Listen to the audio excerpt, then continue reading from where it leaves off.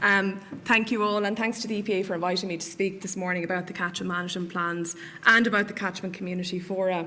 And I suppose in reflecting on the presentation and making it today, it did allow me an opportunity to go back and look at what was said in the draft River Basin Management Plan, and prior to today's indicators report, also to look at the Water Quality in Ireland report and the results of that from 2016 to 2021.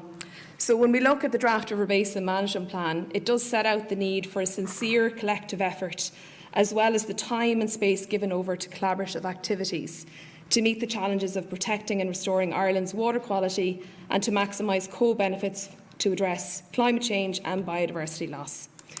And I suppose similarly, the EPA Water Quality in Ireland report did talk about including firm commitments to address the main pressures on water quality. So agriculture, free-flowing rivers is what I'm going to say now instead of hydromorphology, forestry and wastewater, and that better coherence and integration across national programmes and policies by government departments and implementing bodies.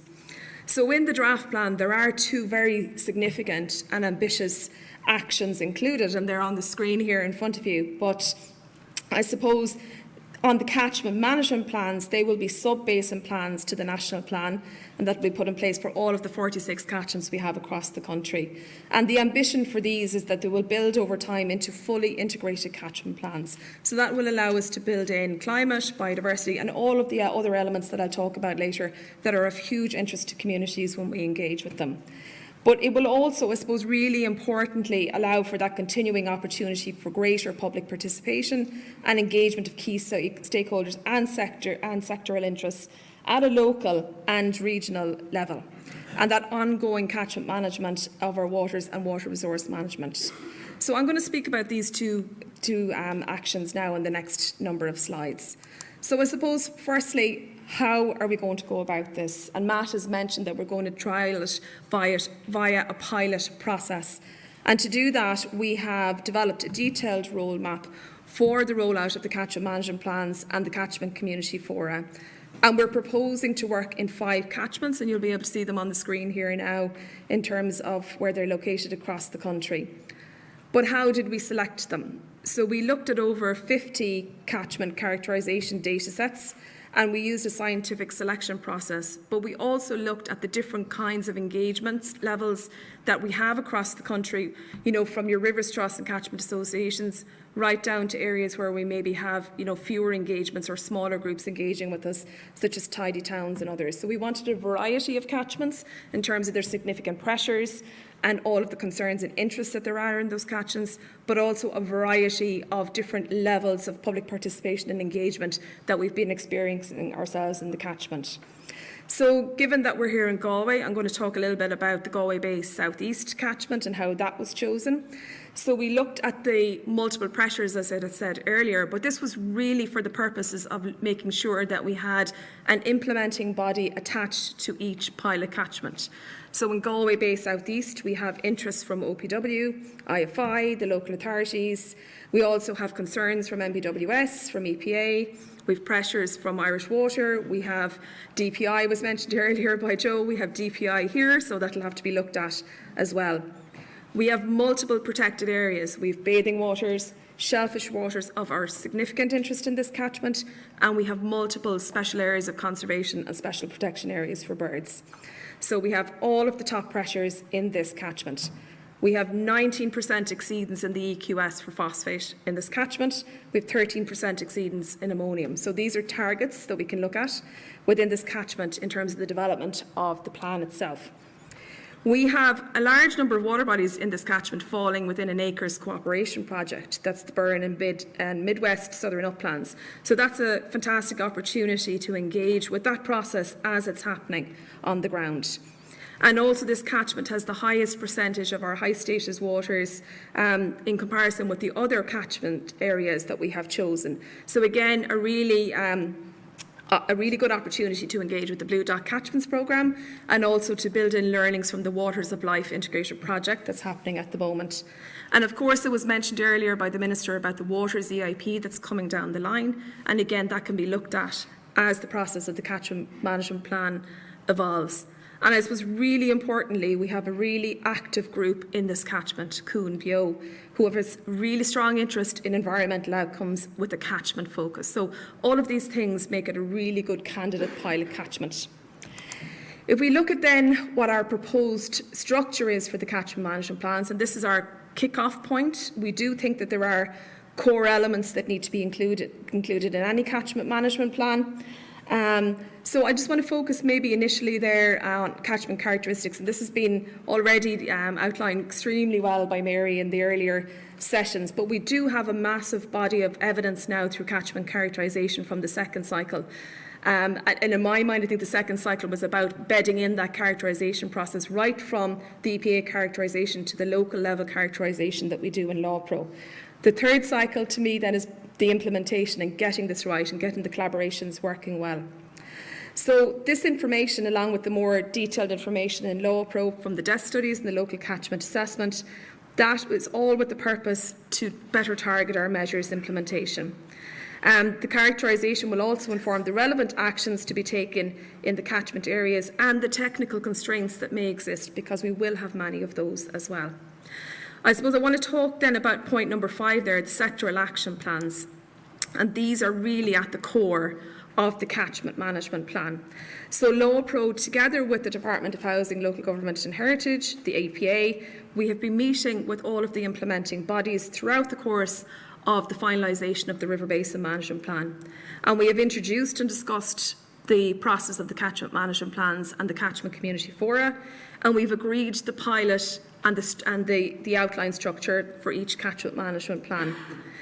There will be a requirement for data sharing agreements and all of the necessary things to ensure that the plans are robust and that the implementation data comes into the EPA, comes into ourselves, and allows for that analysis to be able to look at measures implementation and effective improvements in water body. But these are just, the cogs that have to be within it to make it happen. The sectoral action plans will include KPIs, and I've given some examples here, but this is not an exhaustive list. It will need to be catchment specific. As Mary's presentation showed this morning, there are issues throughout the country, and they differ depending on the soil types and where you're living and different things that are happening. In the Galway Bay South East catchment, for example, we'll have KPIs around Blue Dot waters. There'll also need to be KPIs about reducing that phosphorus issue that I mentioned. Communities then and the catchment management plan. We really want to test this process of building in the community engagement into the development of the catchment management plans, and we're going to do this through the pilot process as well, and I'll talk a little bit in a minute about how we're going to do that. But we know the communities are significantly interested in their local water bodies, and they want to help and they want to be involved in what's going on and they want to influence what is going on. There's a lot of work happening out there already engaging with communities. One example is the Community Water Development Fund that has €500,000 and this year awarded projects to 142 projects.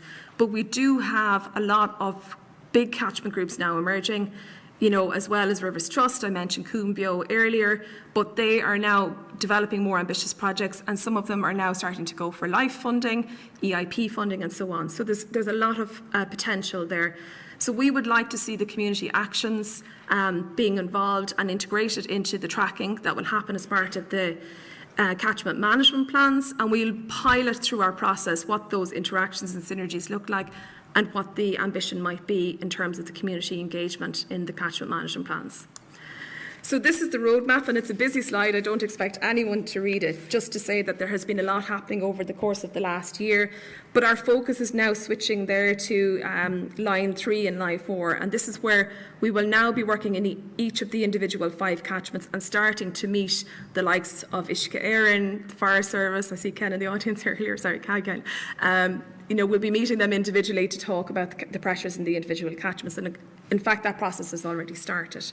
So for Galway Bay South East again, we'll be talking to the Acres Cooperation Projects, the local authority about their inspection programme, Department of Agriculture, etc. We will be talking to the local authority about domestic wastewater issues, and Joe mentioned the constraint there about the registration, and that is something we absolutely need to do something about. We'll be talking to Uisce Éireann, and as I mentioned, we've DPI here as well. So the public participation elements then that were mentioned in the draft River Basin Management Plan, there are a number of principal actions, but I'm going to focus on the one that examines ways in which further support can be provided for the formation and capacity building of local fora to help identify and implement measures. So in relation to the local fora then, as Matt has said, discussion is essential with community representatives as well as with other stakeholders to get a clear understanding of the possible role of the local forums, or the catchment community forums as we have retitled them, and how these could be established over time for the 46th catchment. So as part of our ongoing planning work in relation to the fora, we have been meeting stakeholders at the national level to develop an approach, and this includes on Fórum Uisce, the iCatch Network, the Rivers Trust, and some of our catchment groups as well. But we need to now, further that deeper engagement. We need to also, however, consider the existing community structures that are already in place and examine synergies with other national plans. So we've got the 4th National Biodiversity Action Plan, for example. We've got the Local Authority Climate Action Plans that Kevin will be speaking about in a few minutes. So it's really important that we look at the synergies and the interactions between all of these things that are happening right now. In order to start this process as well, we held a workshop session called Looking Ahead, Catchment Involvement and Catchment Management Plans at the LAWPRO and Rivers Trust Joint Conference, Caring for Water, back in November 2022. And we did collate an awful lot of information and suggestions from the participants at that conference, and that will help us to inform the process. So here on the screen you can see a few proposals from LAWPRO in terms of what we think might be involved in a local forum and the things that they could do, right the way from information sharing, which is key, and that includes on, what does your catchment plan say about your local catchment, right up to informing and influencing policy over time. So how are we going to progress this? We're proposing to do scoping workshops in the pilot catchments, and the purpose of the workshops will to be inform the process and co-design it with the interested parties in these 5 pilot catchment areas. So those workshops will look at the need for the fora, first of all, explore the membership and representation, sectoral as well as geographical representation would be important. Look at the objectives, what would be the responsibilities of the forum, how will they function, what are the necessary supports, both funding and resources required to ensure that they can be rolled out. And as we mentioned, the interaction with other structures that are developing for climate, biodiversity, heritage, etc. So all of these things will be required to look at. And of course, post the pilot, the learnings from the pilots will then inform the methodology and funding for establishment of other fora. Just to say, there will be a lot of ongoing work in support of the River Basin Management Plan while those 2 actions are progressing. So there are lots of supports out there to community groups and forming groups through our community water officers, and we're looking to increase those supports through our Community Water Development Fund. We obviously are increasing our project implementation and collaborations as well over time, and they are becoming more ambitious. An example, I think, was mentioned earlier about increasing number of Q5 sites, which is fantastic to see from the 2022 indicators report. But we have a lot more to do. We have our Blue Dot Catchments Programme, and we have a series of engagements that we're working on in order to highlight the importance of those Q5 sites and the broader Blue Dot network. So that's just an example of ongoing work. There will also be a review of the Community Water Development Fund, and we will be looking at better targeting that fund on specific topics. So really importantly, nature-based solutions has been discussed. Citizen science is really important to a lot of communities we engage with. But the most important thing we're hearing is financial supports for core funding for project officers within catchment groups. So that's something, sorry David, we'll be coming back to you about, putting you on the spot again. So we are finalising the resilience project, and some of you may be aware of this. This was a 3-year funded model for 2 Rivers Trust, the Meigh and the Inishowen Rivers Trust, and that has yielded some recommendations now that we'll be putting forward to the department in order to look at that core funding. So just finally, I mentioned at the start of the process that catchment management plans would build over time into fully integrated catchment management plans. And I think we've got a significant opportunity to do that now, not least with the local authority climate action plans, but the other increase of staffing in terms of biodiversity officers into local authorities and other things that are happening in parallel with what we're doing here. So it is, I suppose, important that we consider as was said earlier, not just the improving water body situation, but the protection objective as well. And we need to look at the interdependencies between all of those areas that were discussed, including soils, ecosystems as a whole, and so on. I know that Fora Michigan developed the framework for integrated land and landscape management, and that outlines a whole of environment approach, and we'd be very much in favour of that. It does use the catchment as the scale for landscape management, and I think the catchment management plans would provide a really strong foundation for the further development of that particular approach. This will take time, and I think we need to do it carefully. So in order to just move this on a little bit more, we're doing a couple of things immediately, and this is my last slide, you'll be glad to know. We've put an expression of interest on our website for those that would like to get involved in one of the pilot areas, to get involved in the workshops in the autumn or other activities that we'll be planning in relation to the development of the fora and the catchment management plans. And we will also be putting a discussion document up on our website next week in relation to both the catchment management plans and the fora. I would really encourage you all to submit in any comments or observations or proposals, suggestions in relation to those. Thank you very much.